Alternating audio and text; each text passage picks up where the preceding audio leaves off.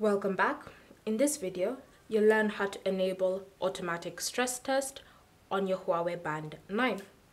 So the first step is to grab your connected phone, whether it's an iPhone or an Android phone. Then from here, you want to launch the Huawei Health app. Once you've launched it, you want to tap on Devices and select your Huawei Band 9. Next, you want to scroll and locate the option Health Monitoring. Tap on it. Then from here, you should see Automatic Stress Test. Select that. You should see this option, Automatic Stress Test, with a toggle next to it. And so to turn it on, just tap on the toggle. And so now, your band will always take your stress levels whenever you're sitting still.